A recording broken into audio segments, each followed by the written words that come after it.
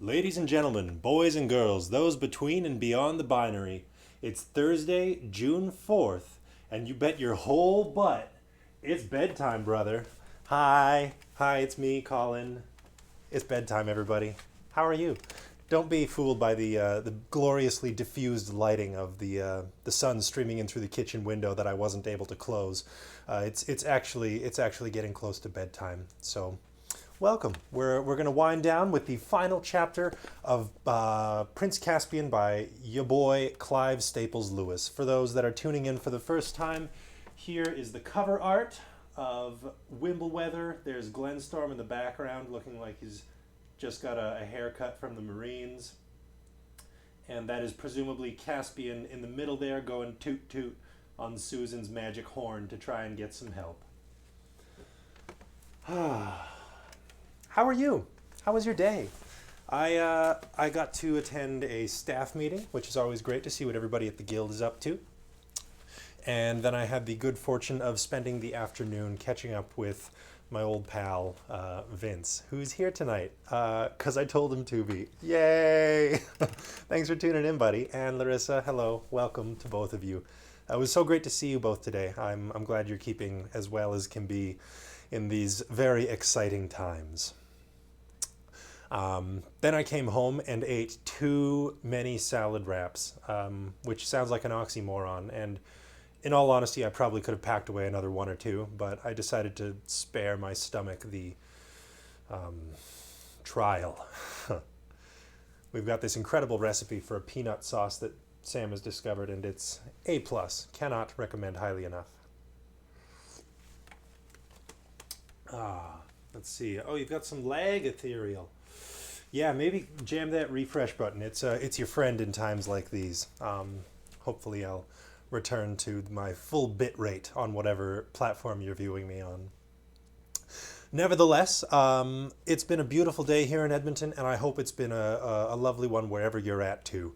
If you're in the northern hemisphere like we are, then the days have been getting longer and longer. Last night I eschewed bedtime in lieu of staying up to see the first little bit of dawnzery light coming through, and it happened way sooner than I was expecting. It won't be long before we get that midnight sun business going on up here, and it's sort of like a perpetual twilight past 11:30 p.m. until dawn, which is right around the corner from there. For those of you that haven't been following along, and I guess it's a good time to do it because we are indeed at the very last chapter of Prince Caspian. This book follows chronologically on the heels of The Lion, the Witch, and the Wardrobe, wherein 1 year has passed in the world of the Pevensey children, and yet, strangely enough, in the land of Narnia, many, many centuries, if not millennia, have passed. Their once grand palace, Cair Paravel by the sea, has crumbled into ruins, has been completely overgrown from the apple orchard that they planted outside, and the woods have sprung up around Narnia. It has been ruled by the Telmarine host, led by the imperious King Miraz, although that's really a bit of a pretender's title. The true king, Prince Caspian, was his nephew and was raised by him until such a time as our dear fellow Dr. Cornelius, the half-dwarf, half-human, made his way to become Prince Caspian's tutor and educated him in the ways of old Narnia and warned him of a plot on his life, such that he was able to escape.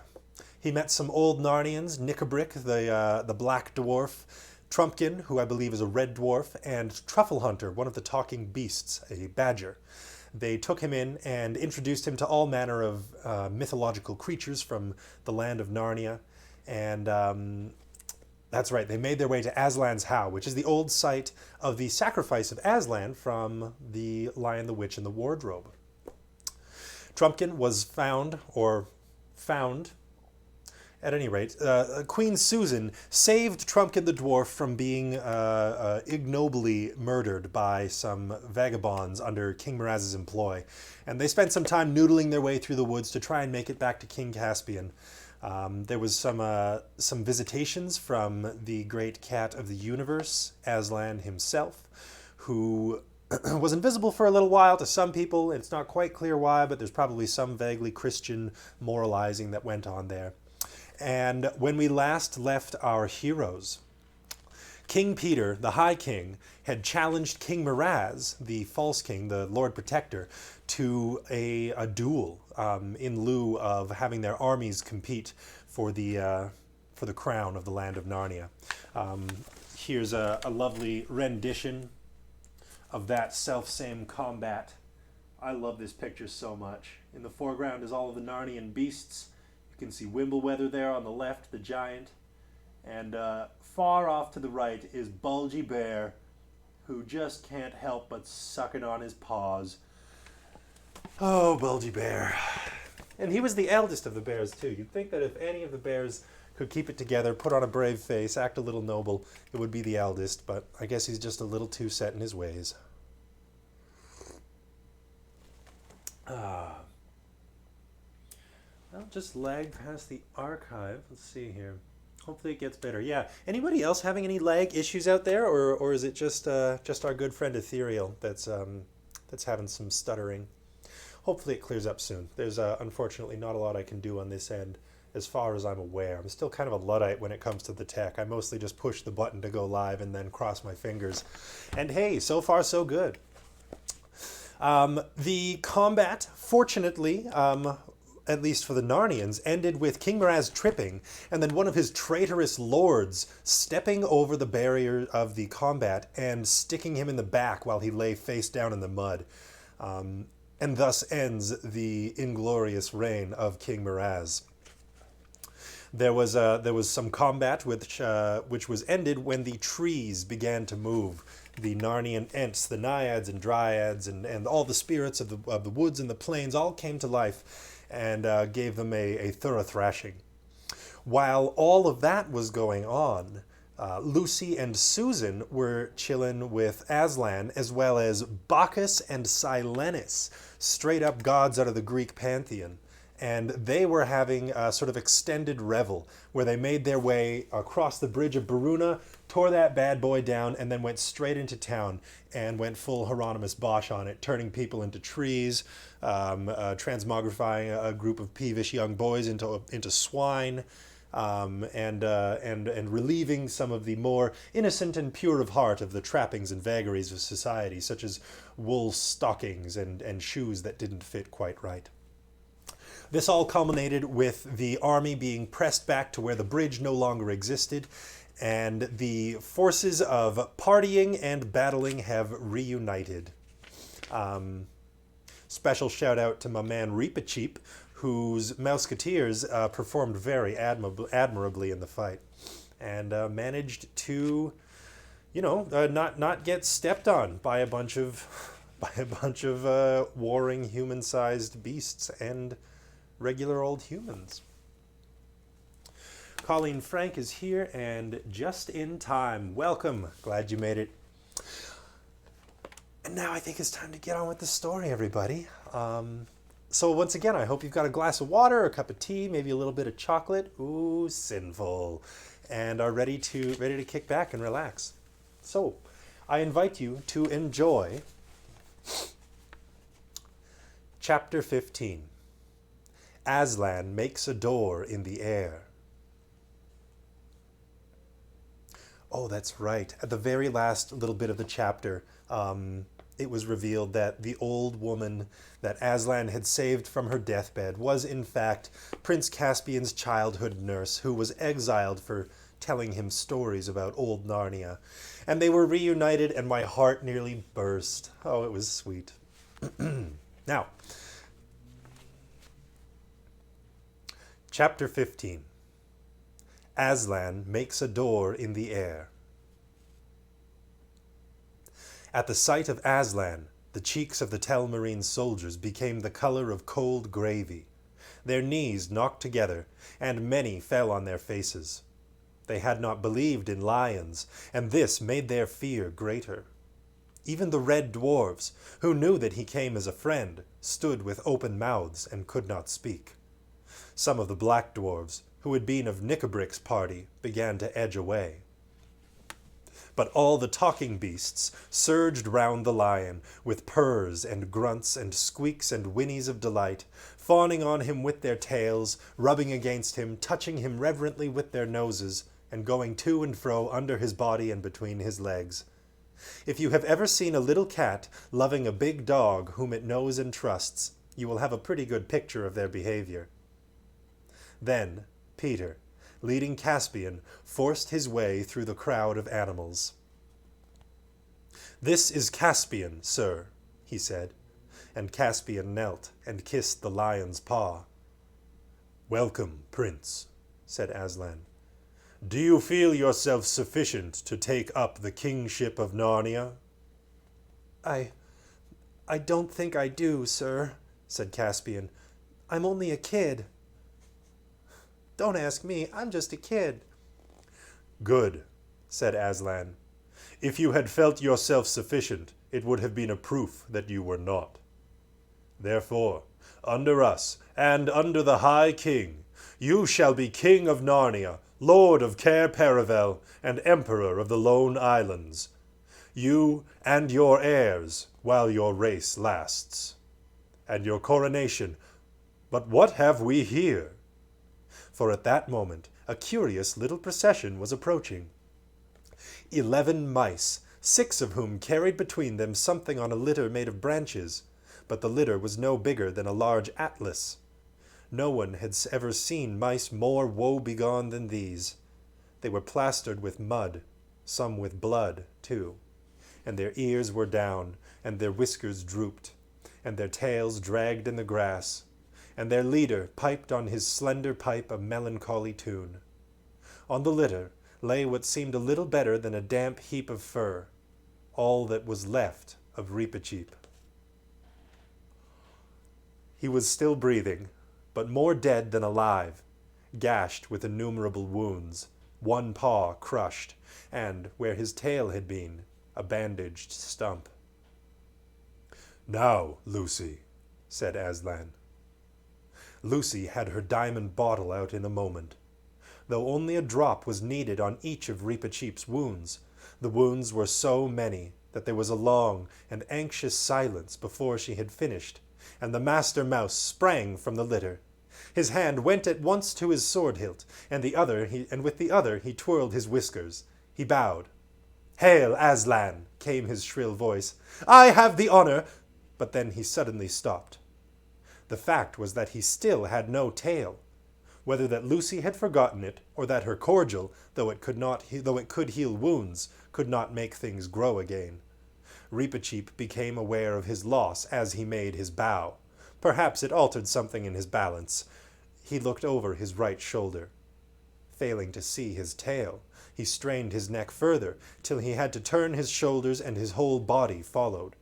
But by the time his hindquarters had turned too and were out of sight. Then he strained his neck looking over the other shoulder, and with the same result. Only after he had turned completely round 3 times did he realize the dreadful truth. "I am confounded," said Reepicheep to Aslan. "I am completely out of countenance. I must crave your indulgence for appearing in this unseemly fashion." "It becomes you very well, small one," said Aslan. "All the same," replied Reepicheep, "if anything could be done, perhaps Her Majesty—" And here he bowed to Lucy. "But what do you want with a tail?" asked Aslan. Seems like a bit of a silly question. He's a mouse. Of course he wants a tail. "Sir," said the mouse, "I can eat and sleep and die for my king without one, but a tail is the honor and glory of a mouse." "I have sometimes wondered, friend," said Aslan, "whether you do not think too much about your honor." "Highest of all kings," said Reepicheep, "permit me to remind you that a very small size has been bestowed on us mice, and if we do not guard our dignity, some who weigh worth by inches would allow themselves very unsuitable pleasantries at our expense. That is why I have been at some pains to make it known that no one who does not wish to feel this sword as near his heart as I can reach shall talk in my presence about traps or toasted cheese or candles. No, sir, not the tallest fool in Narnia." Here he glanced very fiercely up at Wimbleweather, but the giant, who was always a stage behind everyone, had not yet discovered what was being talked about down at his feet, and so missed the point. Oh, Wimbleweather. Why have your followers all drawn their swords, may I ask? Said Aslan. May it please your majesty, said the second mouse, whose name was Peepaseek. Peepakeek. we are all waiting to cut off our own tails if our chief must go without his. We will not bear the shame of wearing an honor which is denied to the High Mouse. Ah! Roared Aslan. You have conquered me. You have great hearts. Not for the sake of your dignity, Reepicheep, but for the love that is between you and your people, and still more for the kindness your people showed me long ago, when you ate away the cords that bound me on the stone table. And it was then, though you have long forgotten it, that you began to be talking mice. You shall have your tail again. Before Aslan had finished speaking, the new tail was in its place. Then, at Aslan's command, Peter bestowed the knighthood of the Order of the Lion on Caspian, and Caspian, as soon as he was knighted, himself bestowed it on Truffle Hunter and Trumpkin and Reepicheep, and made Dr. Cornelius his Lord Chancellor, and confirmed the bulgy bear in his hereditary office of Marshal of as Marshal of the Lists. And there was great applause. I'd like to jump back a page and show you this illustration of Reepicheep discovering that he is but half a mouse. See if we can get it to focus. It was a test all along. Yeah, that's right, Larissa. I'm thinking this Aslan has a thing for humility and meekness. That shtick with Caspian, if he said, "I'm ready." Psych, you're not, kid. Seems a little mean. But, you know, what you gonna do? Them's the breaks in Narnia, eh?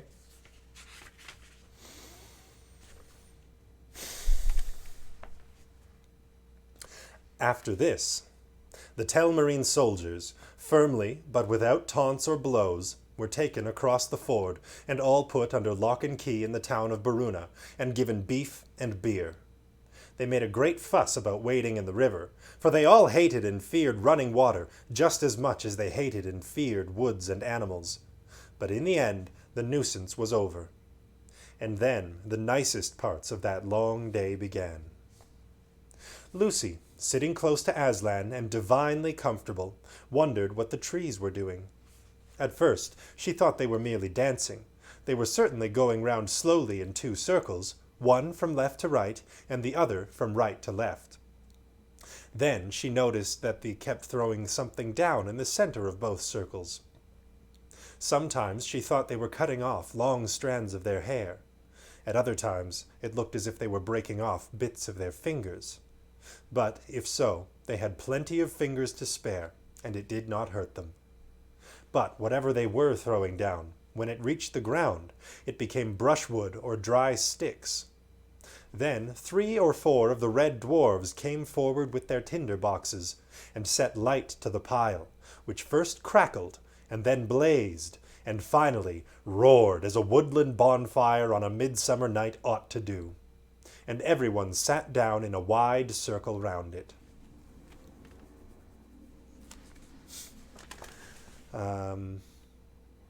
Oh, sweet.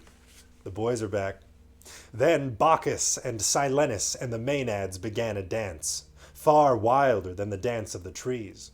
Not merely a dance for fun and beauty, though it was that too, but a magic dance of plenty. And where their hands touched, and where their feet fell, the feast came into existence. Sides of roasted meat that filled the grove with delicious smells, and wheaten cakes and oaten cakes, honey and many-colored sugars, and cream as thick as porridge and as smooth as still water, peaches, nectarines, pomegranates, pears, grapes, strawberries, raspberries, pyramids and cataracts of fruit. Then, in great wooden cups and bowls and mazers, Wreathed with ivy came the wines, dark, thick ones like syrups of mulberry juice, and clear red ones like red jellies liquefied, and yellow wines, and yellow-green and greenish-yellow. Here we can see a veritable cornucopia of delicious victuals heaped high for the celebration of the triumph of old Narnia over the tyranny of the Telmarine colonizers. I mean, I assure you it does look delicious. The picture's quite small, so I don't know if it's going to focus. It kind of just looks like a big pile of goo-gaw otherwise. Nevertheless, I assure you, they dine very well. Hey Lance, welcome. I'm sure some folks in the chat will clue you in.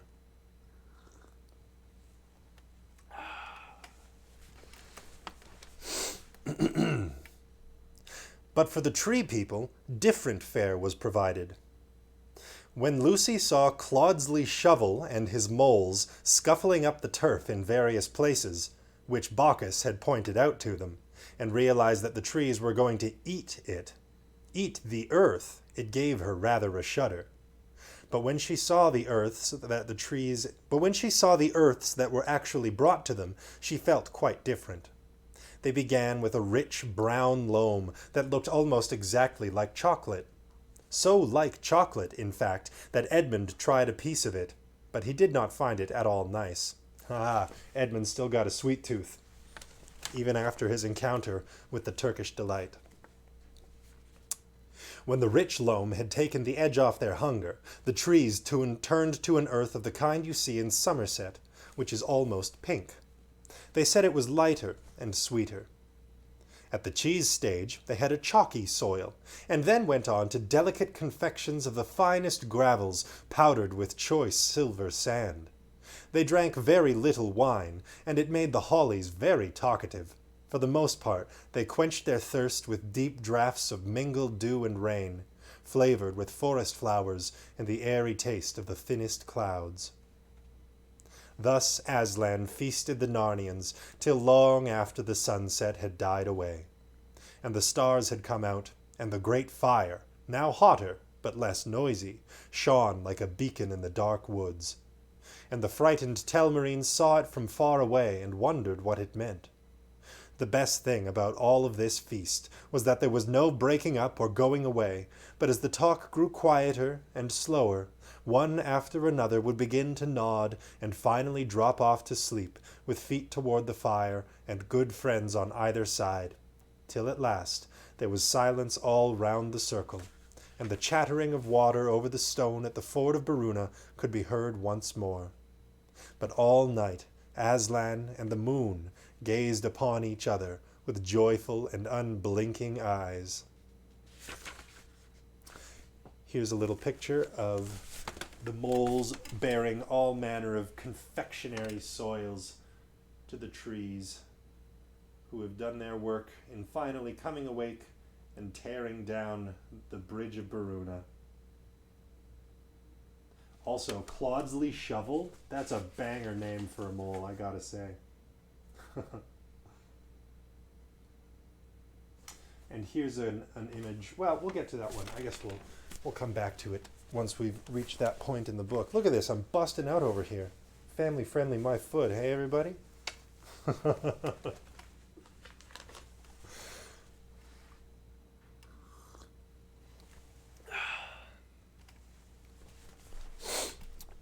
Next day, messengers, who were chiefly squirrels and birds, were sent all over the country with a proclamation to the scattered Telmarines, including, of course, the prisoners in Beruna. They were told that Caspian was now king, and that Narnia would henceforth belong to the talking beasts and the dwarves and dryads and fauns and other creatures quite as much as to the men. Any who chose to stay under the new conditions might do so, but for those who did not like the idea, Aslan would provide another home. Anyone who wished to go there must come to Aslan and the kings at the ford of Beruna by noon on the 5th day. You may imagine that this caused plenty of head-scratching among the Telmarines. Some of them, Chiefly the young ones had, like Caspian, heard stories of the old days, and were delighted that they had come back. They were already making friends with the creatures. These all decided to stay in Narnia. But most of the older men, especially those who had been important under Miraz, were sulky, and had no wish to live in a country where they could not rule the roost. "Live here with a lot of blooming performing animals? No fear," they said, "and ghosts too," some added with a shudder. "That's what those there dryads really are. It's not canny." They were also suspicious. "I don't trust 'em," they said. "Not with that awful lion and all. He won't keep his claws off us long, you'll see." But then they were equally suspicious of his offer to give them a new home. "Take us off to his den and eat us one by one, most like," they muttered. And the more they talked to one another, the sulkier and more suspicious they became. But on the appointed day, more than half of them turned up. At one end of the glade, Aslan had caused to be set up 2 stakes of wood, higher than a man's head and about 3 feet apart. A third and lighter piece of wood was bound across them at the top, uniting them, so that the whole thing looked like a doorway from nowhere into nowhere. In front of this stood Aslan himself, with Peter on his right and Caspian on his left. Grouped round them were Susan and Lucy, Trumpkin and Trufflehunter, the Lord Cornelius, Glenstorm, Reepicheep, and others. The children and the dwarves had made good use of the royal wardrobes in what had been the castle of Miraz, and was now the castle of Caspian, and what with silk and cloth of gold, with snowy linen glancing through slashed sleeves, with silver mail shirts and jeweled sword hilts, with gilt helmets and feathered bonnets, they were almost too bright to look at. Even the beasts wore rich chains about their necks. Yet nobody's eyes were on them, or the children. The living and strokable gold of Aslan's mane outshone them all. Strokable gold is definitely my favorite shade of gold. The rest of the old Narnians stood down each side of the glade. At the far end stood the Telmarines. The sun shone brightly, and pennants fluttered in the light of the wind. Here on the previous page is a picture of some birds, definitely birds, delivering the proclamation to the Narnians. I think it's great that the birds can not only talk, but also know how to read.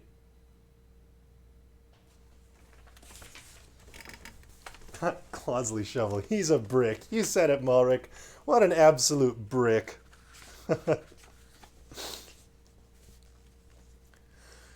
"Men of Telmar," said Aslan, "you who seek a new land, hear my words.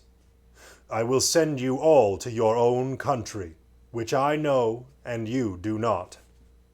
"We don't remember Telmar. We don't know where it is. We don't know what it is like," grumbled the Telmarines. "You came into Narnia out of Telmar," said Aslan, "but you came into Telmar from another place. You do not belong to this world at all. You came hither, certain generations ago, out of that same world to which the High King Peter belongs." At this, half the Telmarines began whimpering. "There you are, told you so. He's gonna kill us all, send us right out of the world." And the other half began throwing out their chests and slapping one another on the back and whispering, "Poof, there you are. Might have guessed we didn't belong to this place with all its queer, nasty, unnatural creatures. We're of royal blood, you'll see." And even Caspian and Cornelius and the children turned to Aslan with looks of amazement on their faces. That's right, the Telmarines actually come from Spokane. "Peace," said Aslan, in the low voice which was nearest to his growl. The earth seemed to shake a little, and every living thing in the grove became still as stone. "You, Sir Caspian," said Aslan, "might have known that you could be no true king of Narnia unless, like the kings of old, you were a son of Adam and came from the world of Adam's sons. and so you are. Many years ago in that world, a deep sea of that world which is called the South Sea, a shipload of pirates was driven by a storm on the island, and there they did as pirates would, killed the natives, and took the native women for wives, and made palm wine, and drank, and were drunk, and lay in the shade of the palm trees, and woke up and quarreled, and sometimes killed one another. And in one of those frays, 6 were put to flight by the rest, and fled with their women into the center of the island, and up a mountain, and went, as they thought, into a cave to hide. But it was one of the magical places of that world, one of the chinks or chasms between that world and this. There were many chinks or chasms between worlds in old times, but they have grown rarer. This was one of the last. I do not say the last. And so they fell, or rose, or blundered, or dropped right through, and found themselves in this world, in the land of Telmar, which was then unpeopled. But why it was unpeopled is a long story. I will not tell it now. And in Telmar their descendants lived and became a fierce and proud people. And after many generations there was a famine in Telmar, and they invaded Narnia, which was then in some disorder, but that also would be a long story, and conquered it and ruled it. Do you mark all this well, King Caspian? I do indeed, sir, said Caspian. I was wishing that I came of a more honorable lineage. You come from the Lord Adam and the Lady Eve, said Aslan, and that is both honor enough to erect the head of the poorest beggar, and shame enough to bow the shoulders of the greatest emperor on earth. Be content. Caspian bowed. And now, said Aslan, you men and women of Telmar, will you go back to that island in the world of men from which your fathers first came? It is no bad place. The race of those pirates who first found it has died out, and it is without inhabitants. There are good wells of fresh water and fresh soil, and timber for building, and fish in the lagoons, and the other men of that world have not yet discovered it. The chasm is open for your return. But this I must warn you, that once you have gone through, it will close behind you forever. There will be no more commerce between the worlds by that door. There was silence for a moment. Then a burly, decent-looking fellow among the Telmarine soldiers pushed forward and said, "Well, I'll take the offer." "It is well chosen," said Aslan. "And because you have spoken first, strong magic is upon you. Your future in that world shall be good. Come forth." The man, now a little pale, came forward. Aslan and his court drew aside, leaving him free access to the empty doorway of the stakes. "Go through it, my son," said Aslan, bending toward him and touching the man's nose with his own. As soon as the lion's breath came about him, a new look came into the man's eyes, startled but not unhappy, as if he were trying to remember something. Then he squared his shoulders and walked into the door. Everyone's eyes were fixed on him. They saw the 3 pieces of wood, and through them the trees and grass and sky of Narnia. They saw the man between the doorposts. Then, in 1 second, he had vanished utterly. From the other end of the glade, the remaining Telmarines set up a wailing. "Oh, what's happened to him? Do you mean to murder us? We won't go that way." And then one of the clever Telmarines said, "We don't see any other world through those sticks. If you want us to believe in it, why doesn't one of you go? All your own friends are keeping well away from the sticks." Instantly, Reepicheep stood forward and bowed. If my example can be of any service, Aslan," he said, "I will take 11 mice through that arch at your bidding without a moment's delay." Reepicheep, what a brick. "Nay, little one," said Aslan, laying his velvety paw ever so lightly on Reepicheep's head. "They would do dreadful things to you in that world. They would show you at fairs. It is others who must lead." "Come on," said Peter suddenly to Edmund and Lucy. "Our time's up." "What do you mean?" said Edmund.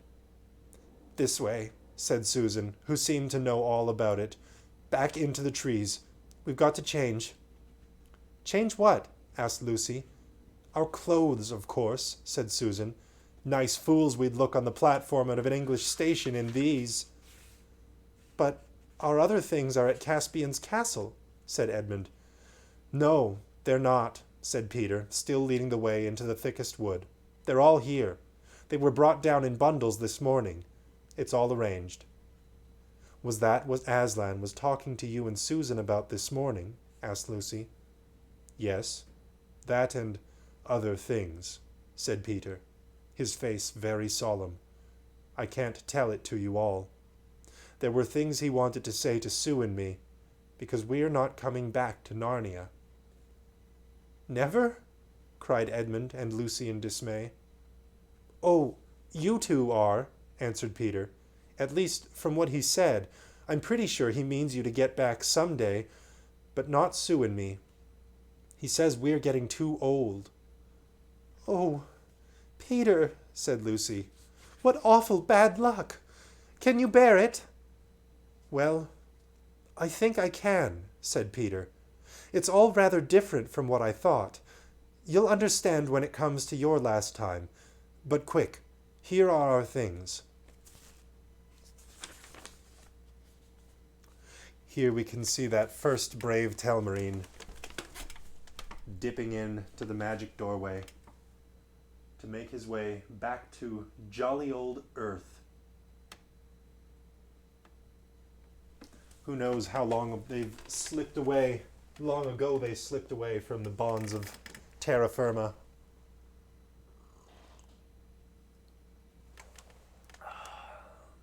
Aslan and Gandalf to hang out and tell each other's stories. Absolutely. I feel like that's some like Patrick Stewart, Ian McKellen stuff right there. There's a crossover I'd love to see. And I mean, J.R.R. Tolkien and Clive Staples Lewis were pals in real life, so it's actually not as far from the truth as you might think there, Larissa. Oh, Vince, that was Vince that said that. Credit where credit is due. Oh man, they gotta leave. They gotta go away and they're never coming back. Oh my god. It was odd, and not very nice, to take off their royal clothes, and to come back in their school things, not very fresh now, into that great assembly. One or two of the nastier Telmarines jeered, but the other creatures all cheered, and rose up in honor of Peter the High King, and Queen Susan of the Horn, and King Edmund, and Queen Lucy. There were affectionate, and on Lucy's part, tearful farewells with all their old friends, animal kisses, and hugs from bulgy bears, and hands wrung by Trumpkin, and a last tickly, whiskerish embrace with Truffle Hunter. And of course, Caspian offered the horn back to Susan, and of course, Susan told him to keep it. And then, wonderfully and terribly, it was farewell to Aslan himself. And Peter took his place with Susan's hands on his shoulders, and Edmund's on hers, and Lucy's on his, and the first of the Telmarines on Lucy's. And so, in a long line, they moved forward to the door. After that came a moment which is hard to describe, for the children seemed to be seeing three things at once. One was the mouth of a cave, opening into the glaring green and blue of an island in the Pacific, where all the Telmarines would find themselves the moment they were through the door. The second was a glade in Narnia, the faces of dwarves and beasts, the deep eyes of Aslan, and the white patches on the badger's cheeks. But the third, which rapidly swallowed up the other two, was the gray, gravelly surface of a platform in a country station, and a seat with luggage round it, where they were all sitting as if they had never moved from it.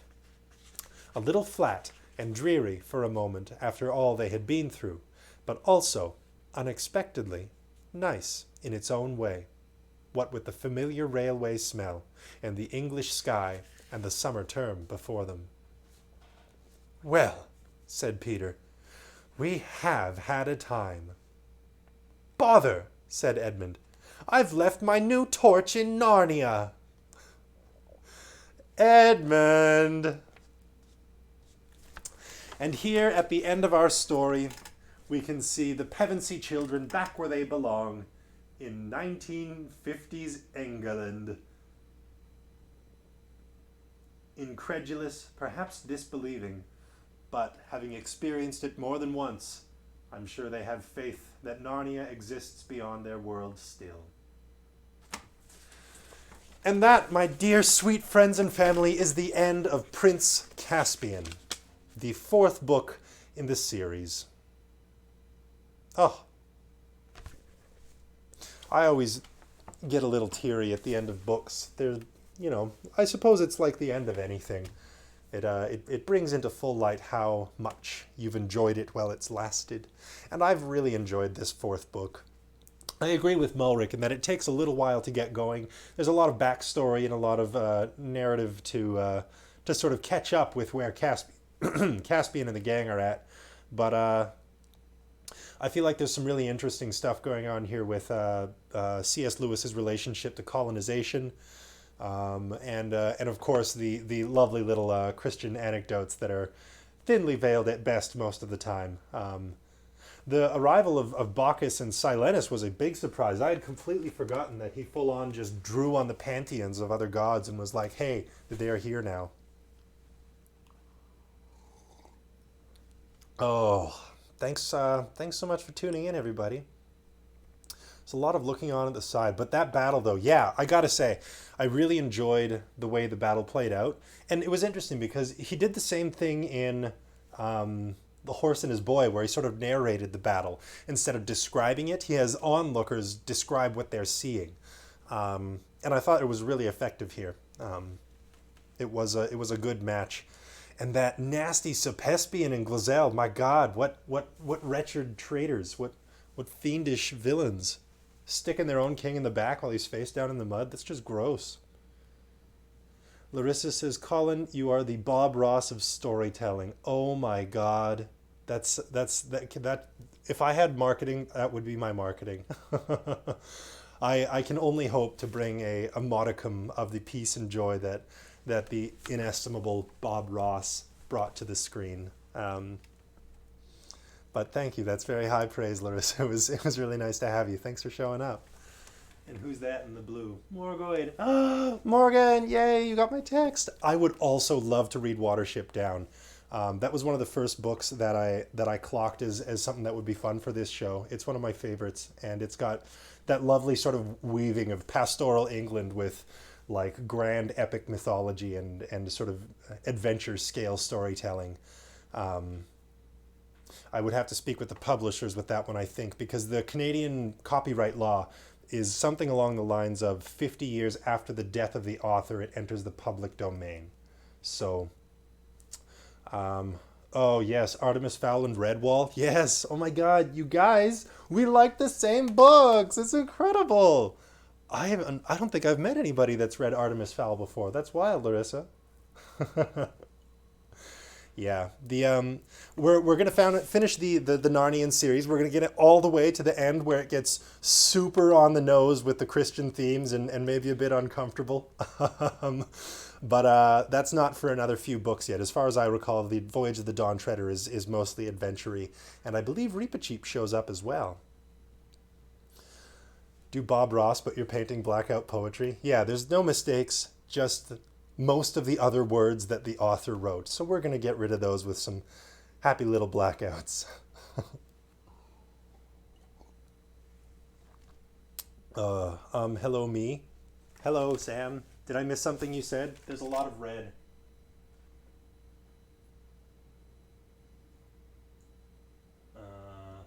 Such a brick. I don't know, maybe. Anyways. Oh yeah, you've read Artemis Fowl too? Amazing. Huh. Black Beauty should be public domain, and I think it's so heartbreaking. I've never read Black Beauty, but I'll look into it. I imagine it's one of those classic stories, so it must be able to hold water to a degree. Thanks for the tip. I thought everyone read Artemis Fowl. It turns out everyone did read Artemis Fowl. I just never got the memo. I thought I was a special little snowflake, and that I was reading this cool indie YA novel. No, turns out it's just a B-list Harry Potter that everybody has also read.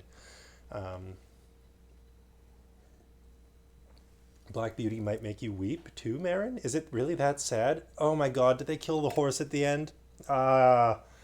God, I hate it. I hate it when they have to put the animal down. It's so sad. Some of the other stories that I am going to be leaning into are some of the Lewis Carroll stories. I might do Alice in Wonderland at some point. Some of the H.G. Wells stories I'm actually really curious about. Some of the sci-fi and speculative fiction that he's got going on is really cool.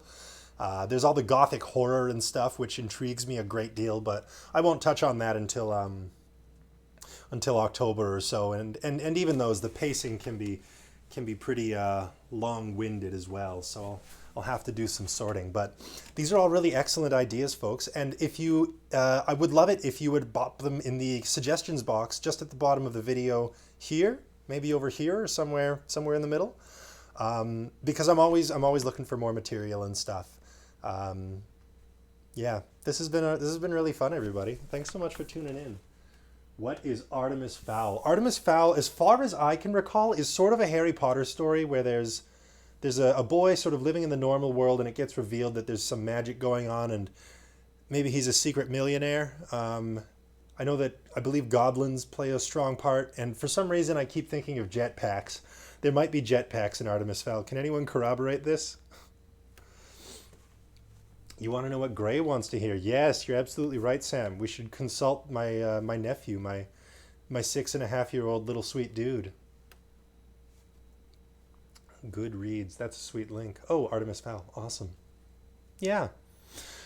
Well, everybody, I will be back on Monday evening with the first chapter of The Voyage of the Dawn Treader, the 5th book in the Chronicles of Narnia by ya boy Clive Staples Lewis. Thank you all so much for tuning in tonight and for following along on the journey. It's always such a nice, refreshing and relaxing way to wind down the day with some pals and some tea and a good story. So thank you all for being here and for sharing your thoughts and opinions in the chat and all that good stuff. Yeah, I think that's all I have to say. Wow, this has been really lovely. Thanks again, everybody. Good night, moon, and good night, stars. Good night, trucks, and good night, cars. Good night, shoes, and good night, hats. Good night, dogs, and good night, cats. Good night to friends and family. Good night to you, and good night to me. Sweet dreams, everybody. Sleep well.